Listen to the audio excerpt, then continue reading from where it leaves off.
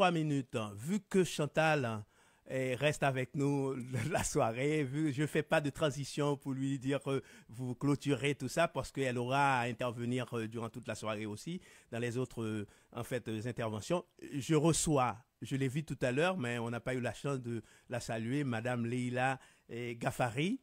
Elle est là avec nous. Et donc, merci, Madame Ghaffari, d'accepter notre invitation. Bonsoir. Bonsoir, ça me fait plaisir d'être parmi vous. Merci à Chantal de m'avoir invité à cette émission. Bonjour Donald, bonjour Ismaël. Bonsoir, bonsoir. Salut, je m'apprêtais à dire que nous sommes deux à la barre de cette émission, c'est-à-dire Donald Kucholeta et moi Robert Ismaël. Donc Chantal, vous l'avez mentionné, et Madame Leila. Donc Chantal, allez-y, vous vouliez dire un petit bonsoir à Madame Leila? Oui, certainement. Je suis très heureuse de te revoir, Leila. Et bonsoir et bienvenue à l'émission. Merci Chantal, bonsoir. Ça me fait plaisir d'être ici. Alors, Madame Ghaffari, vous êtes à Cabaret des Idées. Cabaret des Idées, c'est une émission qui a lieu tous les vendredis, 18h-20h. Cabaret des Idées, ce n'est pas une émission comme les autres. C'est une émission libre. Les gens disent ce qu'ils pensent, la manière dont ils pensent faire passer le message. Il n'y a pas de retenue, il n'y a pas de tabou dans cette émission.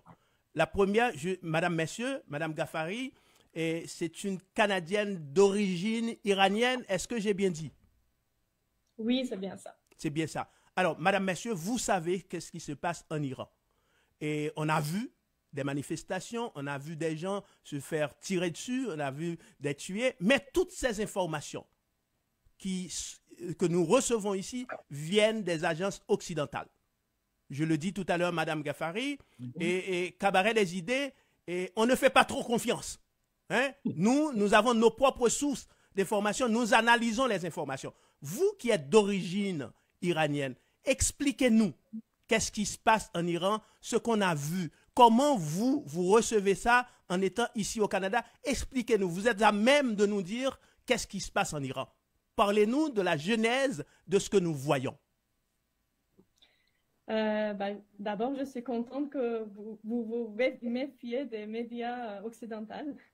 Parce que c'est vraiment l'image que c'est montré dans les médias, c'est vraiment loin de la réalité existante, parce que c'est vraiment une partie de l'image de la réalité qui est de l'Iran en général. Donc, ce qui se passe en Iran, c'est un soulèvement du peuple iranien avec, au front de ce soulèvement, c'est les femmes iraniennes. Qui a été commencé par la mort d'une femme dans la police de moralité, disons, quand elle était arrêtée par la police morale en Iran. Et ça a créé des émotions parmi les femmes iraniennes. Mais j'aimerais dire que le mouvement pour les droits des femmes en Iran, ce n'est pas un mouvement qui a commencé à la mort de cette femme. C'est un mouvement qui a commencé depuis des années, mais graduel. Donc, les femmes revendiquent leurs droits. Et on a vu des changements durant ces années-là concernant les droits des femmes. Maintenant, c'est vraiment les émotions du peuple iranien qui a été touché par cet accident. C'est pour ça que maintenant les gens sont dans la rue et on voit une violence de la part du gouvernement pour contrôler ce soulèvement qui est vraiment malheureux. Mais il y a des points qu'il faut regarder. D'abord, ce qu'on voit dans les médias, ce soulèvement a été médiatisé à l'Occident d'une façon qui n'est pas organique. Donc, ce que je veux dire, c'est que dès qu'il y a un soulèvement en Iran et dans d'autres pays du Sud, ça arrive souvent que les intérêts impérialistes jouent un rôle dans la médiatisation de ce qui se passe pour les agendas spécifiques, pour aller de l'avant avec les intérêts spécifiques. Donc, on voit encore maintenant que c'est un soulèvement du peuple iranien, mais il y a des intérêts occidentaux qui essayent d'utiliser ce mouvement pour leur propre intérêt. Donc ça, il faut vraiment faire attention à ne pas tomber dans l'autre côté parce que oui, on veut soutenir le peuple iranien. Moi, je suis d'origine iranienne, je suis au Canada depuis 2014, donc ça fait pas très longtemps que j'ai quitté mon pays. Il faut savoir que c'est une décision pour le peuple iranien, le droit d'autodétermination, il ne faut pas l'oublier. Donc, il ne faut pas utiliser le soulèvement de peuple iranien pour justifier la pression maximale de l'Occident contre le peuple iranien, les sanctions contre le peuple iranien qui ont été imposées en Iran depuis des années et maintenant cette situation crée la possibilité d'imposer encore plus de sanctions de la part des gouvernements occidentaux. Donc c'est vraiment important de regarder ces deux côtés, de soutenir le peuple iranien contre la violence gouvernementale et pour les droits des femmes, et de l'autre côté de regarder, d'essayer d'éviter le rôle que joue les gouvernements occidentaux. Un autre point qu'il faut regarder, c'est que le soulèvement des femmes iraniennes en Iran n'est pas, il ne faut pas tomber dans la logique d'islamophobie. Donc, ce n'est pas contre l'islam, ce soulèvement, c'est vraiment, c'est une question de, aucun gouvernement a le droit de dicter aux femmes la façon dont elles doivent mener leur vie personnelle. Il s'agit de la loi 21 au Québec qui interdit aux femmes de porter le hijab à certains postes, ou aux États-Unis où le droit d'avortement est remis en question, ou en Iran où les femmes sont obligées de porter le hijab. Donc, toutes ces situations-là sont vraiment similaires où on impose les choix des femmes. Donc, j'aimerais vraiment préciser que les femmes en Iran ne sont pas contre l'islam. Ils revendiquent leur droit de choisir comment ils vivent leur vie personnelle. Donald. Je me rappelle, il y a plusieurs années, je pense une dizaine d'années, si ce n'est pas plus, dans un changement de gouvernement, il y a eu des révoltes en Iran. Je me rappelle, les gens étant dans la rue, ça a duré plusieurs mois, un peu similaire qu'on voit aujourd'hui, puis qu'effectivement, on disait, ça donnerait la naissance à d'autres soulèvements dans l'avenir. Je me rappellerai toujours, parce que je parlais justement avec quelqu'un qui est venu de l'Iran, que je le connaissais très bien, et qu'effectivement, c'est quelqu'un que même étant de mouvement d'extrême gauche ici au Québec, à l'époque avec moi, et donc, il m'avait dit, c'est juste un commencement. C'est juste un commencement. Puis je me rappelle, c'était à ce moment-là, et puis on voit aujourd'hui qu'il avait raison quand il m'expliquait cette analyse-là, puis qu'il avait fait la même analyse que vous venez de faire, c'est que faites attention aux médias occidentaux, parce qu'ils aiment aussi dire « Ah, les femmes se révoltent, bravo les femmes, mais nous savons c'est quoi la solution. » Avec une main, ils vont vous donner la même avec l'autre, ils vont vous arracher vos droits à quelque part. Et c'est connu, puis on connaît ces pays-là, hein? Vous parlez d'impérialisme tantôt. Écoutez, on les connaît, on vit un à côté d'un, là, justement à côté de nous, là. Donc, c'est intéressant que vous faites cette analyse, parce que ça m'a fait revenir toute cette période-là, que ça fait un bout de temps quand même, puis ça m'est revenu, puis il m'avait dit, fait que je trouve ça intéressant, la façon que vous avez fait ce lien-là, puis on voit aujourd'hui que ce qui est intéressant, c'est les femmes, puis à ce moment-là, je vais vous poser la question. Où sont les hommes dans ce mouvement-là? Je vais vous la poser, la question. Oui, en fait, les hommes sont à côté des femmes dans ce mouvement-là aujourd'hui.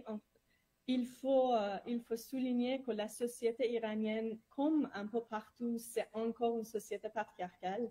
Donc, les hommes il faut que les hommes font l'effort de changer la mentalité à l'intérieur de leur-même. Donc, c'est vraiment un effort qu'ils doivent faire. Mais on voit depuis quelques années, on voit que la nouvelle génération et les jeunes hommes ont changé l'attitude et le comportement envers les femmes. Et on voit par exemple, je vous donne un exemple, en Iran, selon la loi, la femme n'a pas le droit de divorce automatiquement quand on est marié. OK. Il faut soit prendre le droit de divorce, donc il faut demander à l'homme de donner le droit de divorce à la femme, soit la femme ne peut pas demander le divorce comme ça, donc c'est un processus très dur et très compliqué à faire. Mais maintenant, depuis quelques années, il y a des hommes mariés qui volontairement ils choisissent d'aller retourner le droit de divorce à leur femme. Donc, on voit ce changement de mentalité déjà. Et donc, dans ce soulèvement des femmes iraniennes, on voit les hommes à côté des femmes pour appuyer cette revendication de droits des femmes et pour, des fois, pour être à côté des femmes quand il y a une violence de la part de police contre les femmes. On voit les hommes qui sont là pour défendre, pour être plus nombreux à côté des femmes parce qu'on voit les harcèlements, on voit la violence qui vient de la part de la force policière et les hommes sont là à côté des femmes pour les appuyer. On voit une présence masculine quand même dans ce soulèvement-là, mais c'est vraiment, comment dire, géré par les femmes, c'est vraiment commencé par les femmes. Et c'est vraiment l'idée principale, c'est vraiment la liberté des femmes et la liberté de choix pour les femmes. Et donc, ça c'est l'idée centrale. Et à l'Occident, on voit qu'il y a un effort pour changer le message un peu, aller vers le bouleversement de gouvernement ou de changement radical de gouvernement. Mais le soulèvement, c'était vraiment centré sur la liberté des choix des femmes. Et, je pense qu'il faut vraiment garder la concentration sur ce fait et ne pas oublier que c'était les femmes qui ont commencé ça et maintenant c'est les femmes qui sont en train de payer les coûts aussi en enlevant leur hijab dans un bateau qui n'y croit pas, en enlevant leur hijab dans la rue pour revendiquer leur droit de liberté de choix. Et les hommes déjà en les soutenant et en étant là pour faire quelque chose. Mais c'est vraiment un rôle d'appui plutôt. Chantal. Bon. Non, vas-y, Donald, tu avais une autre question. Vas-y, parce que Chantal, je pense que Chantal... Une dernière question, parce que tu parlais beaucoup des femmes, c'est des jeunes femmes, en tout cas, qu'est-ce que je vois à la télé, qu'est-ce que je lis par rapport aux journaux qui viennent de l'Europe, surtout. Mais je vois, c'est une jeunesse. Est-ce qu'on peut dire aussi, c'est la révolte de la jeunesse aussi? Oui, j'imagine tout le monde en Iran, comme beaucoup de monde un peu partout dans le monde, comme on a vu le printemps arabe, que tout le monde regardait l'Internet, tout le monde regardait ce qui se passait là-bas. Il y avait des appuis qui venaient de Seattle, ceux qui étaient en Tunisie. J'imagine que c'est un peu la même chose. Oui, je suis d'accord. En fait, c'est un mouvement des jeunes. La nouvelle génération en Iran a un courage que ma génération à moi n'avait pas. Donc, c'est comme si, moi, je le vois, c'est vraiment anecdotique, mais je le vois comme ça. Notre génération n'avait pas le courage de contrer certaines choses dans la société parce que la société est beaucoup plus patriarcale aussi à ce moment-là, à notre jeunesse. Donc, c'était beaucoup plus difficile de contrer. Donc, maintenant, le changement est dans la société, mais aussi, nous, en tant que parents, on a grandi des enfants courageux parce que nous, on n'avait pas ce courage-là. Donc, je pense que la nouvelle génération a un courage qui leur permet d'aller de l'avant pour revendiquer leurs droits et ils n'acceptent plus les règles de patriarcat qui a été dans la société pendant des années. Aujourd'hui, les femmes et les jeunes en général ne l'acceptent plus. Chantal, tu parlais tout à l'heure de l'international des femmes, donc je pense que après ce que je viens d'entendre de Leïla, vous avez une question peut-être à lui poser. Donc tu es là pour partir. Alors, pardon Chantal, je te tutoie, je te vois parce qu'on est à la radio parfois, on se perd en conjecture. Donc tu as une question tu participes à l'émission Chantal, tu as une question pour Leïla? Ah, sur la solette. Bon, ben, et là, ben, la question que je pourrais poser, est-ce que les femmes iraniennes ont eu quand même beaucoup de solidarité de la part des femmes d'autres pays, notamment des pays du Sud? On a, oui, ben, en fait, on a vu solidarité de la part des femmes afghanes qui sont nos voisins quand même, qui subissent elles-mêmes une exclusion très, très intense en Afghanistan. Mais les femmes afghanes, c'était une des premières femmes qui ont soutenu les femmes en Iran après ce soulèvement. C'est vraiment le principal groupe de femmes qui sont organiquement soutenues les femmes en Iran.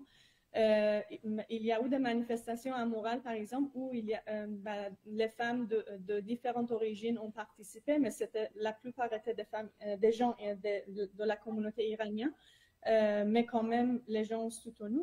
Maintenant, on voit que dans le monde, il y a des femmes célébrités ou des femmes connues qui commencent à soutenir les femmes iraniennes. Mais dans ce côté-là, je m'en méfie un peu parce que ce n'est pas normal que jusqu'à maintenant, personne n'en parlait, personne ne soutenait. C'est pas un problème d'aujourd'hui, ce problème-là. Et puis, ce n'est pas seulement en Iran qu'on voit ce genre de situation, ce genre d'exclusion contre les femmes. On le voit dans d'autres pays où la situation est même plus sévère, mais on ne le mentionne pas parce que c'est pas dans l'intérêt, c'est pas dans l'agenda. Donc, ce mouvement de célébrité de soutenir les femmes iraniennes, moi, j'hésite à le prendre en face. En fait, comme c'est un peu plus compliqué que ça, à mon avis. Eh bien justement, je m'apprêtais à poser cette question, Leïla, parce que est-ce qu'on est vraiment sûr parce que pour vous, c'est clair, parce que j'ai bien compris, j'ai bien appris, et j'ai bien aimé aussi la manière dont vous avez introduit la chose. Mais j'ai bien peur parce que les médias occidentaux commencent à parler de révolution en Iran.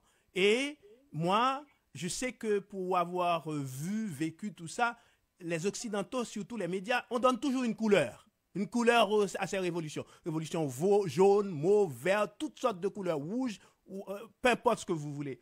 Est-ce que vous êtes sûr que ce mouvement-là n'est pas infiltré par la CIA, par les Occidentaux, dans la mesure où ces gens-là, c'est des gens qui sont à pied d'œuvre, ils ont des choses à régler avec l'Iran. Est-ce que ces gens-là ne profitent pas de cette étincelle pour faire mousser la chose davantage? Donc, c'est cette inquiétude, je pose la question. Est-ce que le mouvement a un leadership capable réellement de faire face à ces velléités occidentales pour faire déraper dans leurs intérêts tout mouvement qui ne sont pas contrôlés par eux? C'est une très bonne question. En fait, quand je disais que je me méfie, quand je vois les célébrités soutiennent les femmes iraniennes, c'était dans ce sens-là. Donc, on sent qu'il y a un intérêt qui vient d'ailleurs de médiatiser autant ce soulèvement du peuple iranien. Mais malheureusement, le peuple iranien n'a pas de leadership en ce moment. Donc, le danger est vraiment ce que vous venez de dire. Le danger est que les intérêts occidentaux vont prendre, vont créer, prendre le dessus. Oui, prendre le dessus de ce. Ils vont récupérer. Ils vont récupérer cette mobilisation des femmes iraniennes dans leur intérêt. Donc, c'est vraiment le danger que nous, on voit d'ici en analysant la situation. On a peur que c'est ça qui va arriver parce que, comme vous dites, il y a vraiment les intérêts très, très précis, très, très particuliers contre l'Iran depuis des années pour jouer dans cette situation et pour aller contre le peuple iranien qui s'est mobilisé pour réclamer leurs droits fondamentaux. Et donc, ça, c'est le danger sans avoir un leadership. Donc, vous parlez d'une révolution. Je pense que le gouvernement a besoin de changer le comportement. de changer les lois, d'écouter, d'entendre les réclamations du peuple iranien, des femmes iraniennes. Sinon, on va vers une situation où une révolution sera inévitable, à mon avis, malheureusement, parce qu'on a déjà vécu une révolution. Mais ça va.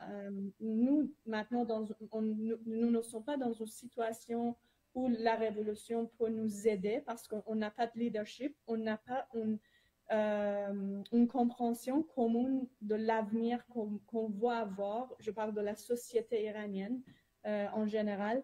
Donc, on n'a pas. S'il y a une révolution par la mobilisation médiatique ou quoi que ce soit, après, c'est l'Occident qui va récupérer, après la révolution, l'Iran en tant que tel. Je sais que Donald... Vas-y, Leila.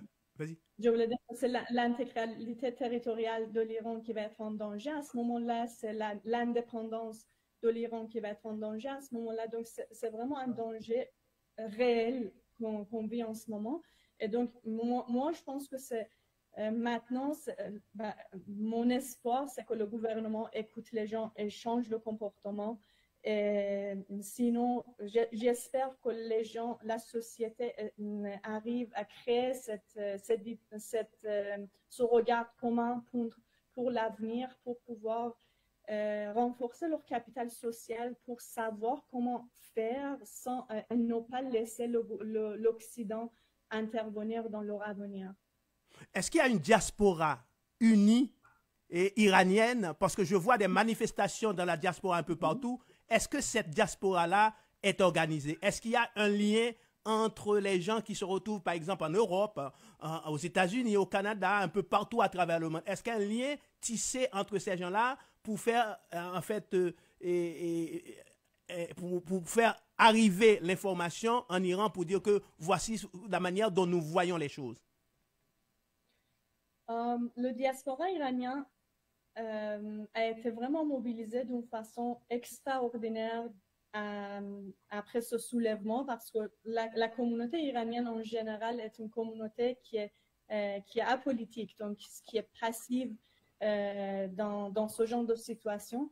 Mais vu que les émotions ont été touchées dans ce soulèvement-là, on voit la communauté iranienne, le diaspora iranien qui a été mobilisé d'une façon extraordinaire. On a vu 12 000 personnes à morale dans les rues, qui est quelque chose qui est historique pour la communauté iranienne. Jamais autant d'Iraniens étaient dans la rue à morale. Pourquoi, quelle que soit la raison.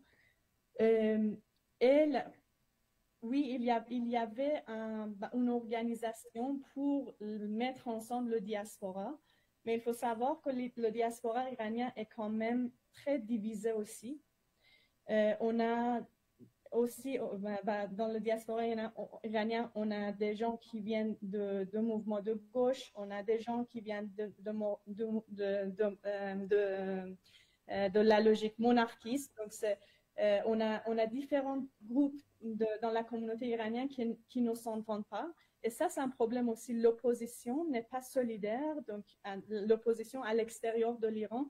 Donc, si demain, on demande à l'opposition qu'est-ce que vous pensez de l'avenir de l'Iran, ça va être une autre guerre entre les différents groupes d'opposition. Et cette mentalité de ne pas pouvoir entendre les autres et puis ne pas avoir la tolérance de comprendre la logique des autres dans la communauté fait en sorte qu'on n'a pas une identité commune. Dans les manifestations qui ont été organisées dans d'autres villes en Europe, aussi au Canada, il y avait une organisation qui s'est faite à travers un groupe des Iraniens. Mais encore ici, on voit l'influence de certains intérêts, disons, qui jouent dans cette organisation-là. Donc, le diaspora qui était dans la rue n'était pas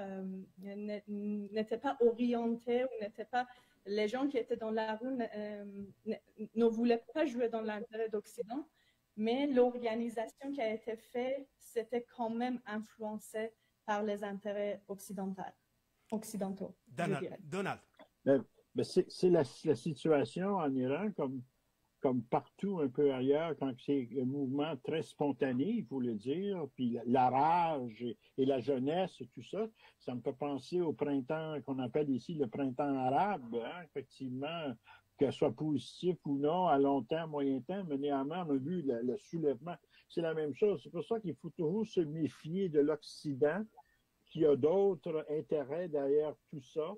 Parce qu'il faut dire que déjà la société iranienne, dans ce que j'en connais, qu'est-ce que j'en lis, est très complexe aussi. C'est une société extrêmement complexe, très développée aussi. Ça, c'est l'autre chose qu'on connaît très peu sur l'Iran, qui fait que finalement, il y a des intérêts de l'extérieur qui voudraient mettre la main là-dessus. Il y en a qui veulent le réorienter d'une autre façon.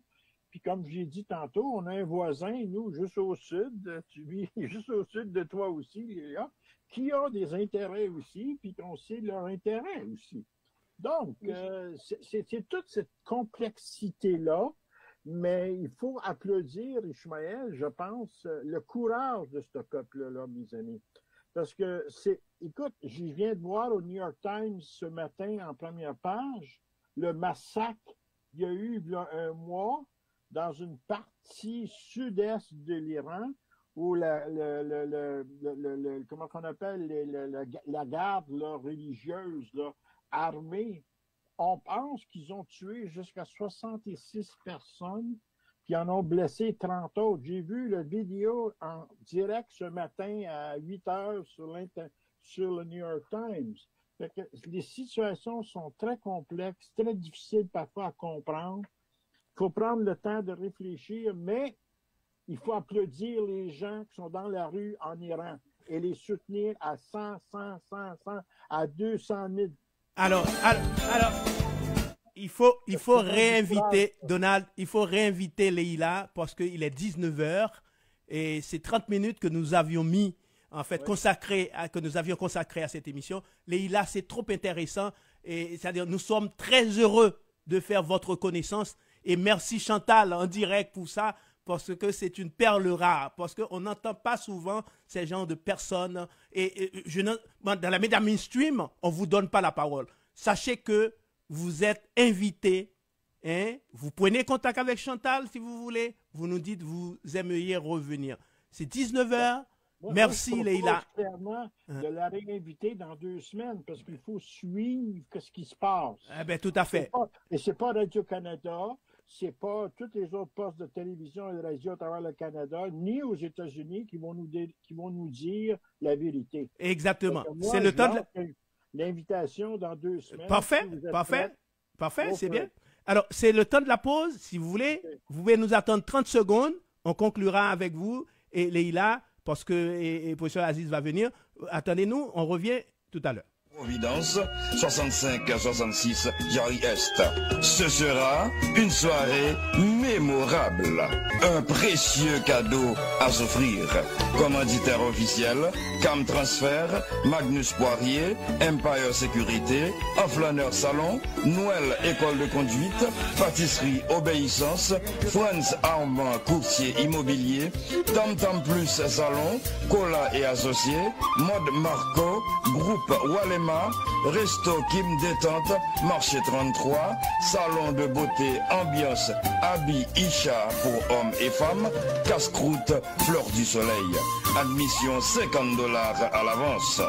70 un jour, 70 toujours. Info 514-895-2277. Vous avez un projet pour vous ou pour un membre de votre famille en matière d'immigration? Confiez-vous à un professionnel qualifié, reconnu et autorisé. Pour vos besoins en matière d'immigration, un seul nom, une seule référence. Cabinet d'immigration Hercule. Pour le regroupement familial, réfugiés, travailleurs qualifiés, considération humanitaire, permis d'études, permis de travail, visa de visiteur, appel en cas de refus, défense et représentation devant la CSR, cabinet Hercule. Pour une consultation ou un rendez-vous, présentez-vous au 96 à 58 boulevard Saint-Michel entre Industriel et Sauvé. Téléphone 514 616 2024 ou 514 725 2024. Le leader incontesté sur le marché haïtien n'est nul autre que Cam Transfer, le meilleur réseau pick-up, dépôt dans toutes les banques en Haïti. Votre argent livré en moins de 2 heures, c'est la garantie exclusive Cam. Et pour le transfert de nourriture, Cam est la seule maison de transfert qui offre la livraison partout à travers Haïti. Un grand merci à tous nos clients, anciens et nouveaux, pour la confiance placée en nous depuis 35 ans. Cam, notre service fait la différence. Pour de plus amples informations, téléphonez en 800 934 0440 ou visitez www.camtransfer.com. Il y a des jours avec, il y a des jours sans. Les jours avec, on est déjà avec. Mais les jours sans, il faut faire avec le AM 1410. 19h03. Tout à l'heure, on va avoir professeur Aziz Fall avec nous. Et Leïla, alors, on ne sait pas comment vous remercier. Et la prochaine question, ce sera pour la prochaine invitation aussi. Parce que j'ai vu, et en fait, le prince, et Reza Pahlavi, dans les manifestations qui parlaient, je me disais, regardez cette question, quelle relation la diaspora a avec le prince. Alors, Leïla, merci d'avoir accepté notre invitation. Et est-ce que vous répondez à l'invitation de Donald? Oui, bien sûr, ça me fera plaisir. Je voudrais vous remercier de m'avoir invité, Donald, Ismaël et Chantal. Ça me fait plaisir vraiment de vous entendre. Et je voudrais juste dire que je suis d'accord avec Donald qu'il faut soutenir le peuple iranien à 100%. Et il faut trouver la bonne façon de le faire. Ça, c'est compliqué pour le diaspora iranien d'identifier comment on peut soutenir le peuple iranien. Merci infiniment. Merci. Et à dans 2 semaines.